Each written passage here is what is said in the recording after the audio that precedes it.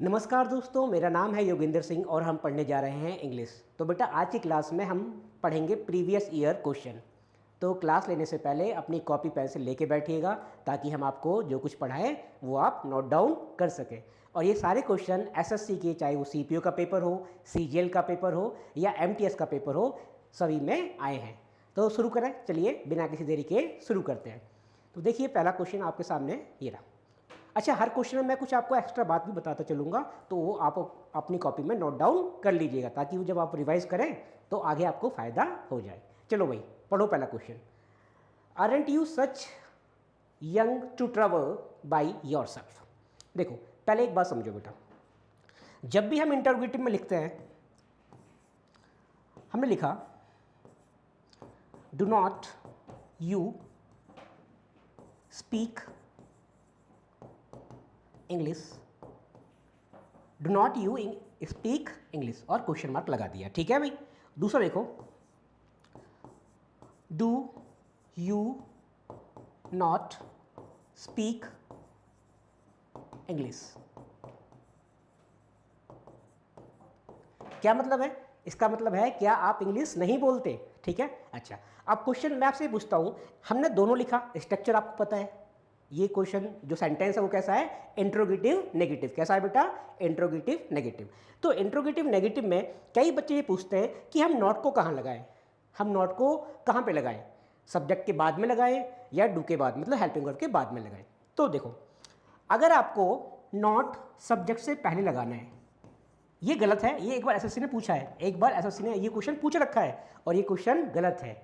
क्यों गलत है? देखो, अगर आपको नॉट सब्जेक्ट से पहले लगाना है, आप लगा सकते हैं, लेकिन कब? जब आपको उसकी कॉन्ट्रैक्टेड फॉर्म लिखनी पड़ेगी। कौन सी फॉर्म लिखनी पड़ेगी? बोलो मेरे साथ, कॉन्ट्रैक्टेड फॉर्म। मतलब अगर आपको नॉट सब्जेक्ट से पहले लगाना है तो आपको हेल्पिंग वर्ब में ही लगाना पड़ेगा। अच्छा, अगर आपको नॉट सब्जेक्ट के बाद लगाना है तो ये तो ठीक है। अच्छा देखो, इसे सही कैसे करेंगे? पहले वाले को तो लिखो, जैसे ये हेल्पिंग वर्ब है ना, इसी में लगा दो don't you speak English, don't you speak English. तो ये क्या हो जाएगा?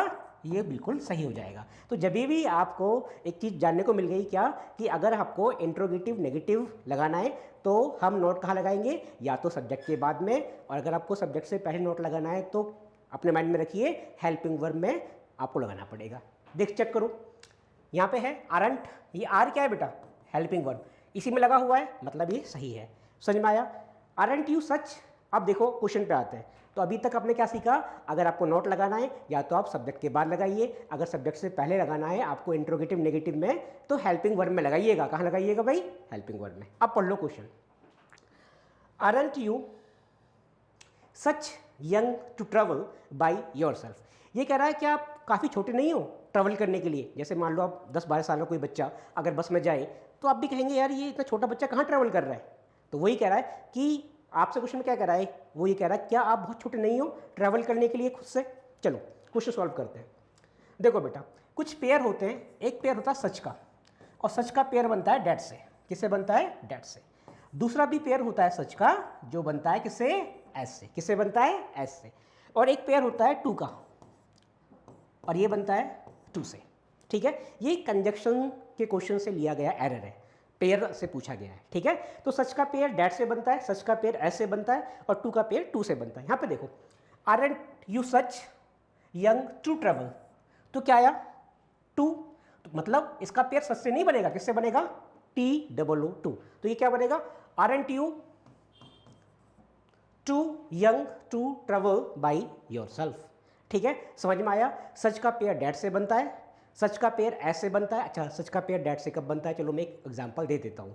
सच का पेयर बेटा डैट से जब बनता है जब आप सच के बाद उस दूसरे क्लोज में उसका रीजन दे दो। जैसे मैंने बोला, he is such a talented musician that he can easily won any competition. ठीक है, और सच का पेयर एस से जब बनता है जब आप उसके बाद कोई एग्जाम्पल दो। जैसे I like many fruits such as apple, oranges and grapes. तो सच का पेयर डैट से कब बनता है? जब आप डैट के बाद कोई रीजन दो। और सच का पेयर एस से जब बनता है जब आप उसके बाद कोई क्या दो? एग्जाम्पल दो। ठीक है, और टू का पेयर किससे बनता है? टू से बनता है। जैसे एक एग्जाम्पल और मैं आपको देता हूं।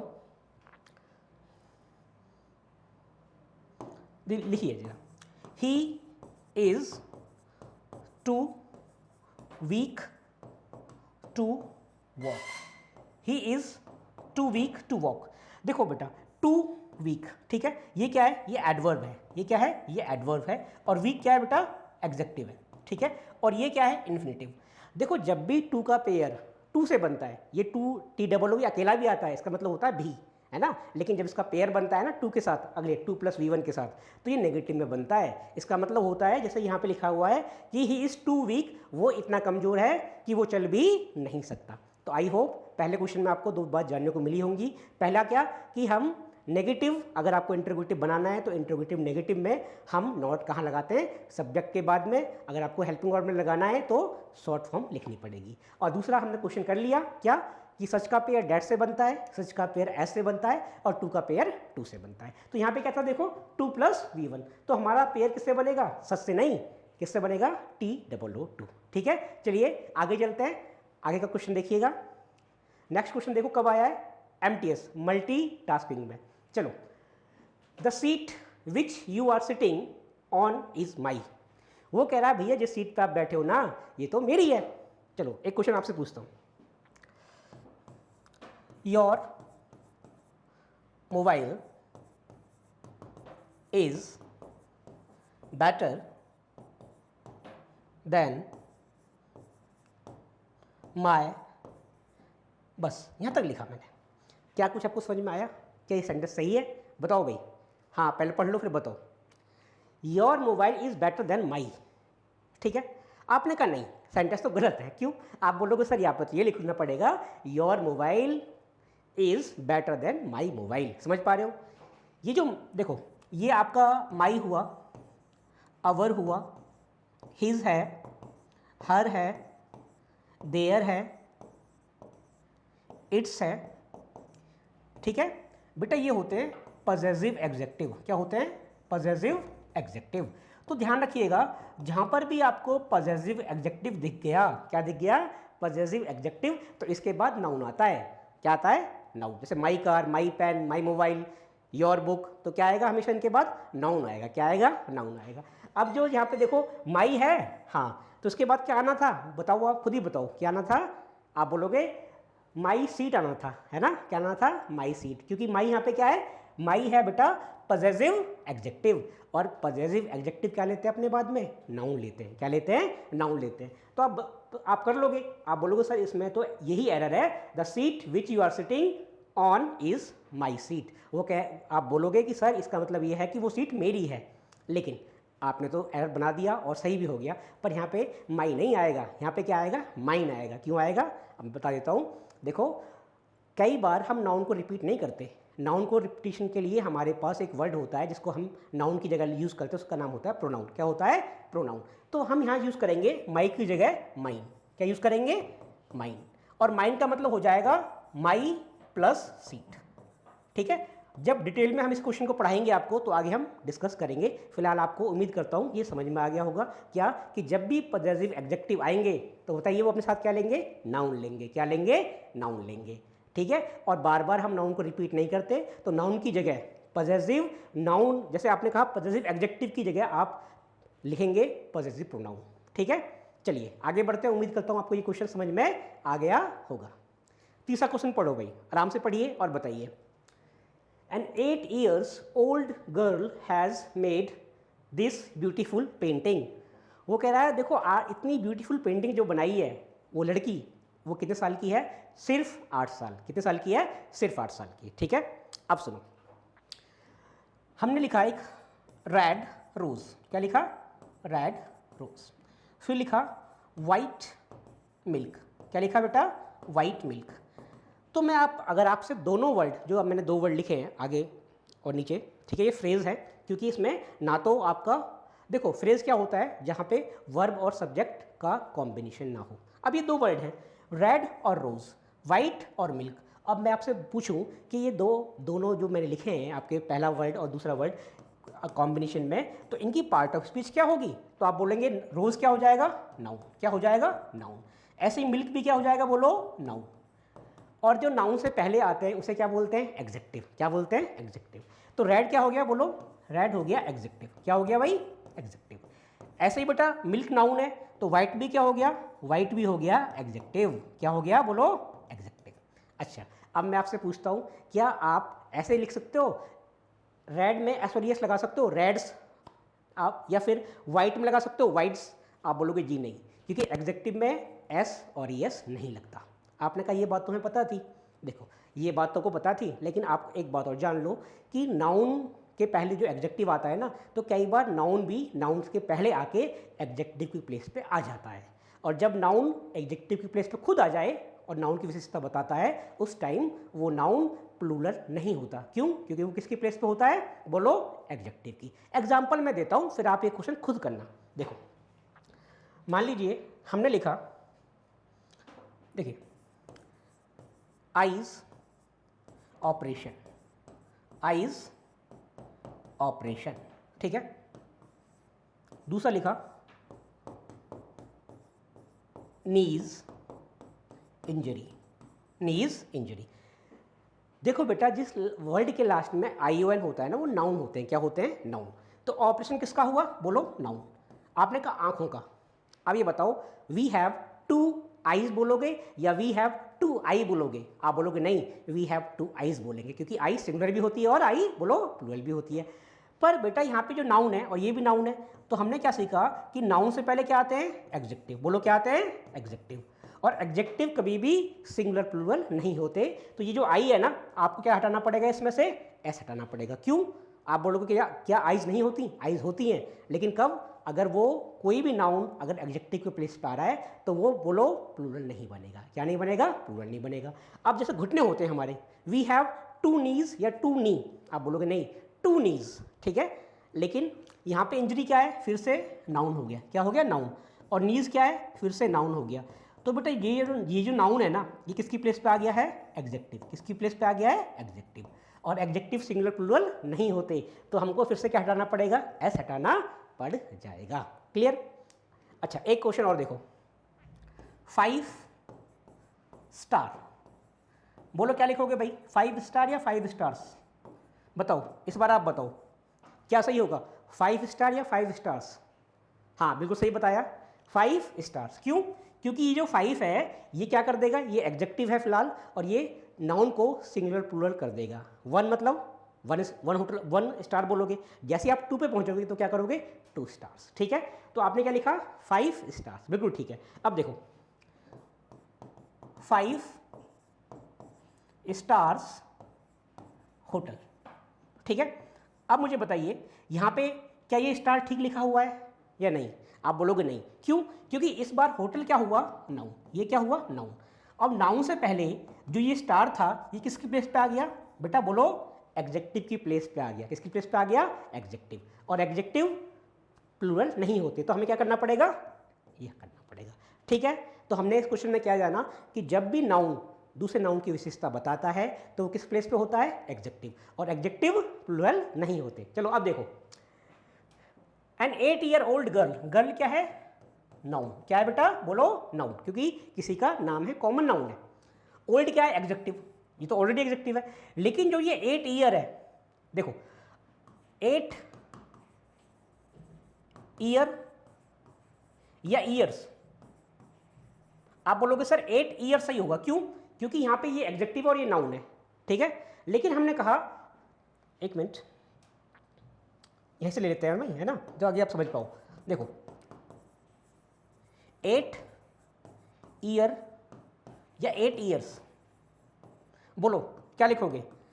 8 यहां पे कैसा काम कर रहा है? एग्जेक्टिव का। कैसा काम कर रहा है? बोलो? एग्जेक्टिव का। तो इसके बाद क्या है? नाउन। क्या है? नाउन। तो वो नाउन सिंगुलर होगा प्लूरल होगा? ये बताओ भाई। अच्छा सही बता रहे हो, प्लूरल होगा। क्यों? क्योंकि 8 एक से ज़्यादा है, तो वो अपने बाद आने वाले नाउन को प्लूरल लेगा। देखो एग्जेक्टिव सिंगल प्लूरल नहीं होते, लेकिन एग्जेक्टिव ये ताकत रखते हैं कि वो अपने बाद आने वाले नाउन को प्लूरल भी कर सकते हैं और सिंगुलर भी कर सकते हैं। तो यहाँ आपका आंसर बिल्कुल हो जाएगा 8 ईयर्स। लेकिन जैसे ही हमने बेटा इसे लिखा 8 ईयर या ईयर्स कोर्स, तो देखो बेटा यहाँ पे कोर्स क्या हो गया? नाउन। क्या हो गया? नाउन। तो ये जो ईयर है ये किसकी प्लेस पे आ गया? एग्जेक्टिव। किसकी प्लेस पे आ गया बोलो? एग्जेक्टिव की। और एग्जेक्टिव प्लूरल नहीं होते, तो यहाँ पे हमारा आंसर क्या हो जाएगा? ईयर। दोनों में क्लियर है भाई अंतर? अब बता दो आंसर। तो आप बोलोगे जो ये ईयर है, ईयर्स नहीं होके क्या हो जाएगा? ईयर। क्या हो जाएगा? ईयर। और ध्यान रखना ये जो वाई है ना, वाई ये सेमी वोवल है। क्या है? Semi vowel. ठीक है, चलिए आगे चलते हैं। आई होप आपको ये समझ में आ गया होगा कि जब नाउन की विशेषता बताता है एडजेक्टिव की प्लेस पे आके, तो वो प्लूरल नहीं होता। चलिए आगे क्वेश्चन देखिए। The captain scored century in a second innings. वो कह रहा है कि जो कैप्टन है उसने स्कोर कितना किया? उसने शतक बना दिया। कब बनाया? सेकेंड इनिंग्स में बनाया। कब बनाया? सेकेंड इनिंग्स में। ठीक है, ये क्वेश्चन एसएससी कई बार पूछती है। Innings, series, species. देखो बेटा, कुछ ऐसे नाउन होते हैं ना जो सिंगुलर भी एज इट यूज होंगे और प्लूरल भी एज इट यूज होंगे। कैसे? मतलब उसमें एस ना तो हटेगा, ना ही आप उसमें डबल एस लगा सकते हैं। ठीक है, अब देखो जैसे सीरीज है, स्पीसीज है, प्रीमाइसेस है, हेडक्वार्टर्स है,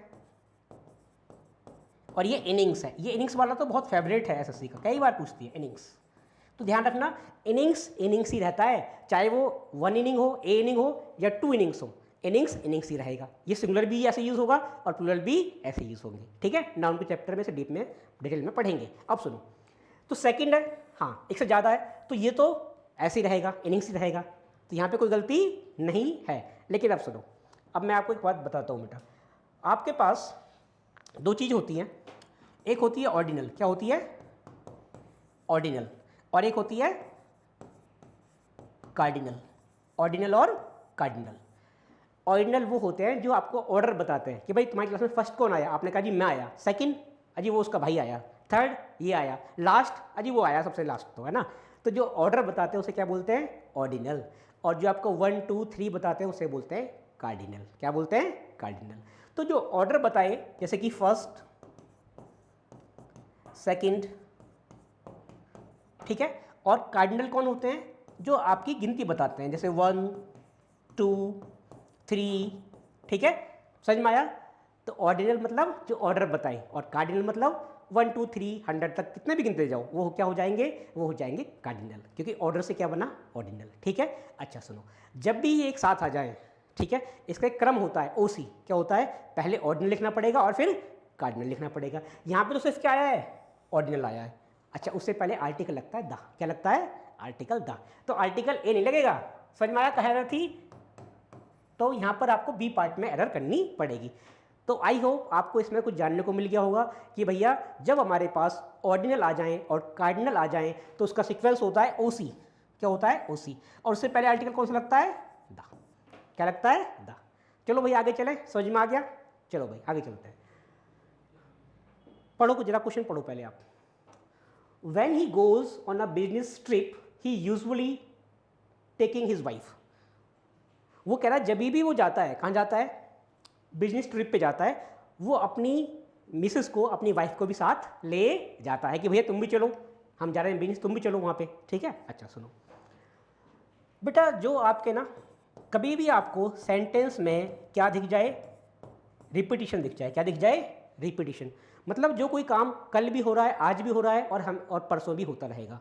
ठीक है, या फिर वो आज हो, 2 दिन बाद हो जाए, 10 साल बाद हो जाए, ऐसे रिपीटिशन। ठीक है, तो जो रिपीटिशन होता है सेंटेंस में, वहाँ पर सेंटेंस यूज होता है टेंस पास्ट इंडेफिनिट या प्रेजेंट इंडेफिनिट। मतलब इंडेफिनिट यूज हो सकता है या तो प्रेजेंट या पास्ट। और कुछ एडवर्ब हैं आपके पास, जैसे कि जनरली। ठीक है, यहाँ पे क्या लिखा हुआ है? Usually, everyday, daily, often, seldom, once in a week, once in a year, ये सब भी आ सकते हैं। ठीक है, क्लियर? अब देखो आपको बताया कि जब भी वो जाता है, मतलब ऐसा तो नहीं डेली जा रहा है, मतलब 1 साल पहले गया हो, या वो हो सकता है वो हफ्ते में जाता हो, ये तो सेंटेंस में नहीं दे रखा ना हमें। तो ये होता है रिपीटिशन, मतलब जब भी जाता है, जब भी वो अपनी वाइफ को ले जाता है। तो यहाँ पे जो आपका टेंस होता है वो होता है इंडेफिनिट। अब इंडेफिनिट भी 3 होते हैं, प्रेजेंट इंडेफिनिट, पास्ट इंडेफिनिट और फ्यूचर इंडेफिनिट। तो आप बोलोगे कौन सा इंडेफिनिट, ये मत समझ लेना कि इनको देखते ही लगा दो क्या कि प्रेजेंट इंडेफिनिट। बहुत सारे बच्चे ऐसे ही पढ़ते हैं, ये देखा हाँ जी प्रेजेंट इंडेफिनिट होगा, ऐसा नहीं है, ये पास्ट इंडेफिनिट में भी हो जाता है कई बार।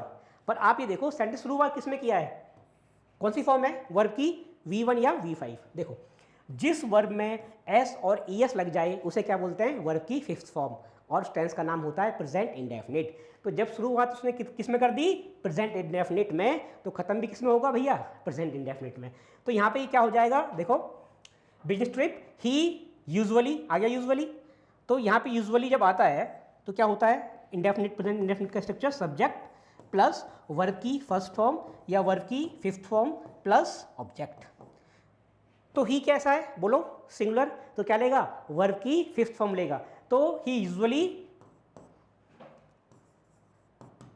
टेक्स हिज वाइफ, वो अपनी बीवी को भी साथ ले जाता है। उम्मीद करता हूं आपको ये समझ में आ गया होगा। तो एक बार मुझे बताओ, generally, usually, seldom, often, everyday, once in a week, once in a year, ऐसे कुछ चीज़ें हों तो वो किसमें बनेंगी, इंडेफिनिट। कौन से इंडेफिनिट में, प्रेजेंट इंडेफिनिट में भी बन सकती हैं, पास्ट में भी बन सकती हैं और फ्यूचर में भी बन सकती हैं। वो सेंटेंस डिसाइड करेगा। हमने क्या देखा, सेंटेंस प्रेजेंट इंडेफिनिट में था शुरू वाला, तो हमने लास्ट वाले को भी किसमें कन्वर्ट किया, प्रेजेंट इंडेफिनिट।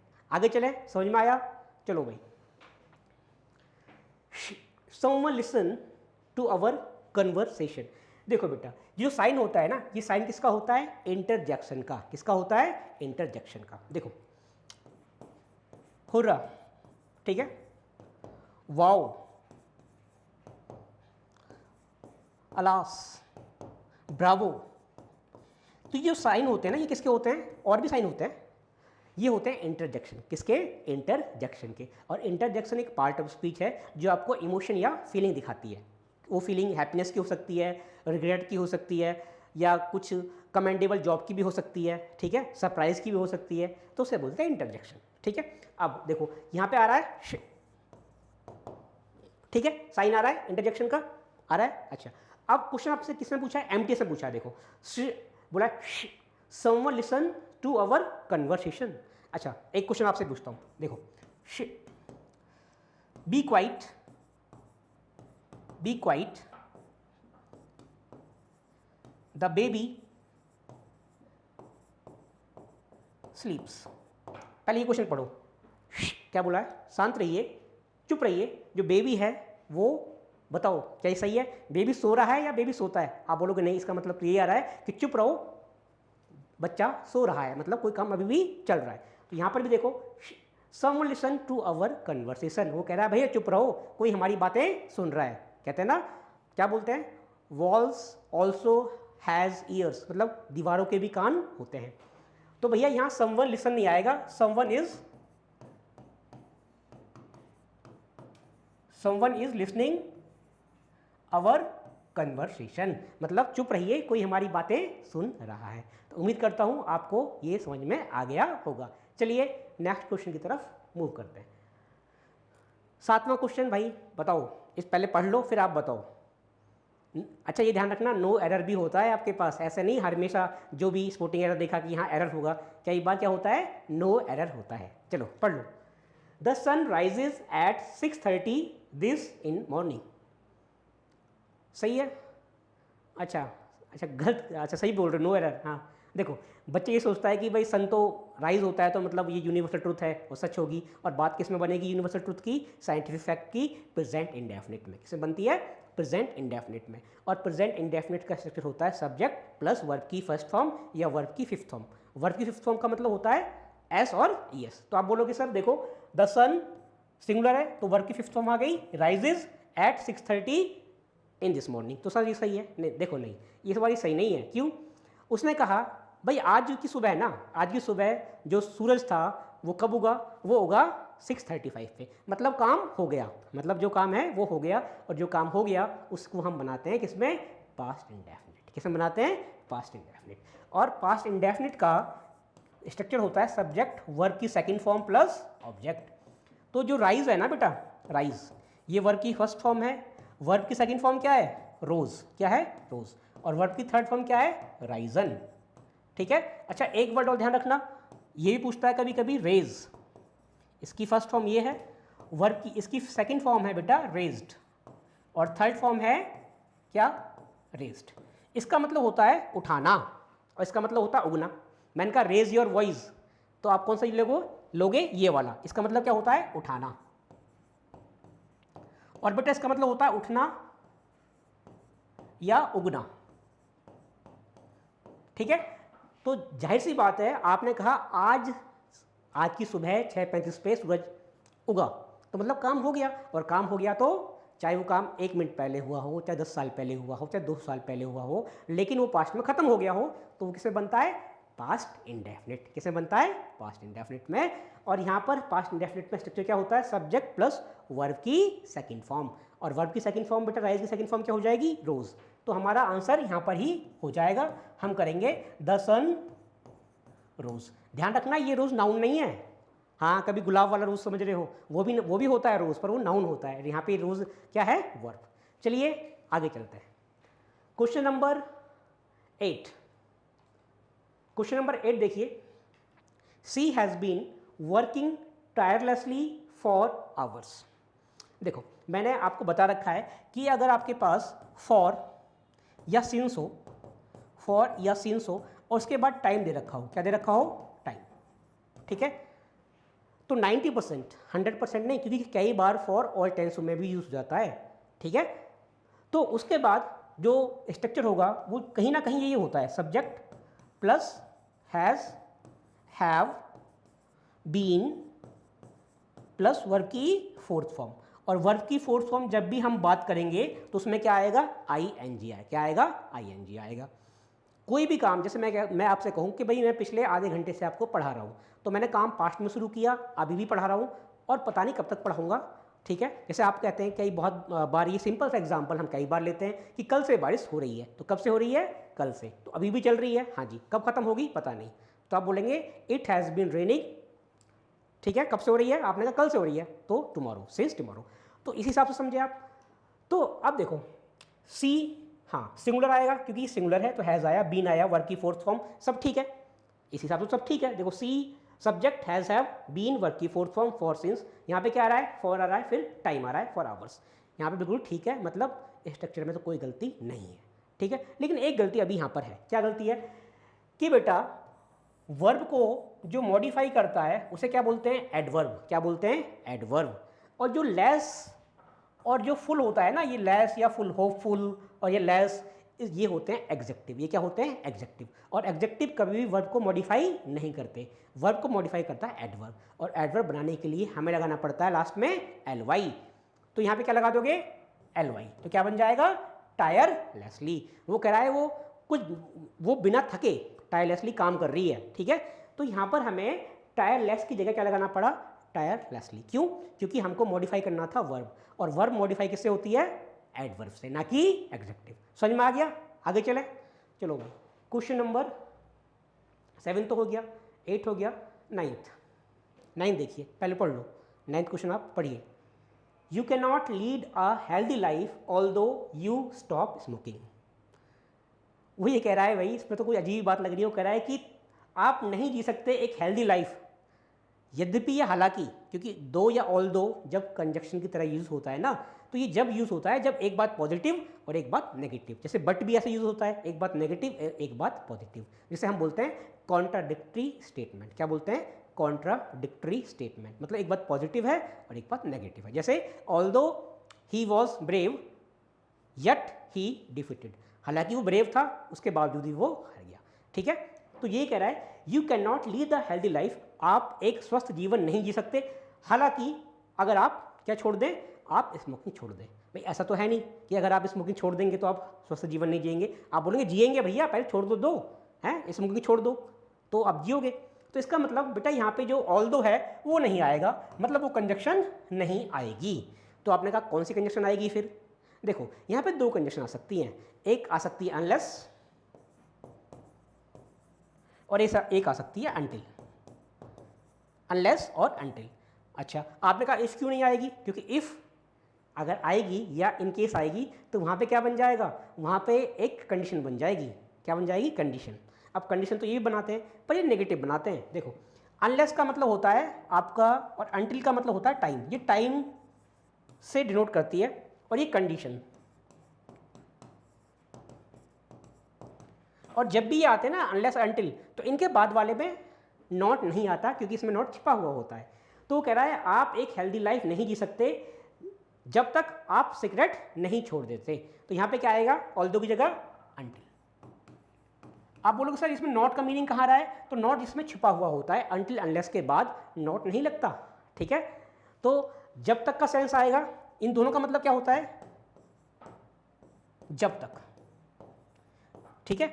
और इसका मतलब जब तक भी आता है और यदि नहीं भी आता है, मतलब अनलेस आपको दिखाएगा कंडीशन, और अनटिल आपको दिखाएगा कंडीशन तो दिखाएगा, लेकिन टाइम बाउंड दिखाएगा, टाइम का ज़्यादा महत्व रहेगा, और अनलेस में महत्व रहेगा कंडीशन का। मतलब कोई कंडीशन होगी, जैसे मैंने कहा यदि तुम मेहनत नहीं करोगे तुम पास नहीं होगे, तो वहाँ वो टाइम की बात नहीं कर रहा है, आपको लगाना पड़ेगा अनटिल अनलेस। और जब मैं टाइम की बात करूँ, मैंने कहा भाई जब तक तुम नहीं आओगे मैं नहीं जाने वाला, तो वहाँ पे आपको अब साफ साफ दिख रहा है टाइम की बात कर रहा है, तो अनटिल लगाना पड़ेगा। उम्मीद करता हूँ ये आपको समझ में आ गया होगा। चलिए भाई नेक्स्ट क्वेश्चन देखिए, पढ़िए पहले आप। Many prince and noble man wished to marry the beautiful princess. वो कह रहा है बहुत से राजकुमार और बहुत से शाही लोग, नोबल मैन क्या होते हैं, शाही लोग। शाही लोग, विस्ड मतलब पास्ट में सेंटेंस है, उन्होंने इच्छा की, क्या कर इच्छा की थी उन्होंने, शादी करने की एक ब्यूटीफुल प्रिंसेस से। उनकी इच्छा थी बहुत से राजकुमारों की और बहुत से नोबल मैन की, कि वो जो खूबसूरत राजकुमारी है उससे वो शादी कर लें। चलिए अब एक बात देखो, मैनी, ठीक है, मैनी के बाद अगर ये एग्जेक्टिव की तरह यूज़ हो रहा है, तो मैनी के बाद जो नाउन आता है ना, वो कैसे आता है, वो आता है प्लूरल काउंटेबल। अब ये बताओ, मैनी मतलब बहुत, तो मैनी बॉय या बॉयज़, बोलो मैनी बॉय या बॉयज़, तो आप बोलेंगे सर बॉयज़। क्यों, क्योंकि मैनी के साथ हमेशा क्या आता है, अधिक की बात करता है, बहुत, मतलब कई लोग थे, कई लड़के थे, तो मैनी के बाद क्या आएगा, बॉयज़ आएगा, ठीक है। ध्यान रखना मैनी प्रोनाउन भी बनता है जब आप मैनी के साथ ऑफ लगाते हो, लेकिन अगर मैनी के साथ आपके पास नाउन है तो पक्का वो एग्जेक्टिव होगा। देखो मैनी के बाद क्या है बेटा, नाउन। प्रिंस क्या होते हैं, नाउन। तो समझ में आया। अगर मच होगा, देखो मच, अगर मच के बाद क्या आता है, अनकाउंटेबल, मच मिल्क, ठीक है। तो मच के बाद क्या आता है, अनकाउंटेबल नाउन, क्या आते हैं, अनकाउंटेबल। और मैनी के बाद क्या आता है, प्लूरल काउंटेबल। कैसा आता है भाई, प्लूरल काउंटेबल। और प्लूरल नाउन हम कैसे बनाते हैं, उस नाउन में एस और ईएस लगा के, ठीक है। तो ये क्या हो जाएगा, मैनी प्रिंस नहीं, मैनी प्रिंसेस, ठीक है। डबल एस मत लगा देना, क्योंकि डबल एस लगा दोगे तो वो राजकुमारी बन जाएगी। तो इसका मतलब हो जाएगा बहुत सारे राजकुमार और बहुत से शाही लोग शादी करना चाहते थे एक खूबसूरत राजकुमारी से। अब शादी हुई या नहीं हुई वो तो भैया हमें पता नहीं, ठीक है। तो उम्मीद करता हूँ आपका सेशन, आपको आज का सेशन अच्छा लगा होगा और बहुत सारी चीज़ें जानने को मिली होंगी। तो खुश रहिए, पढ़ते रहिए। जय हिंद, जय भारत।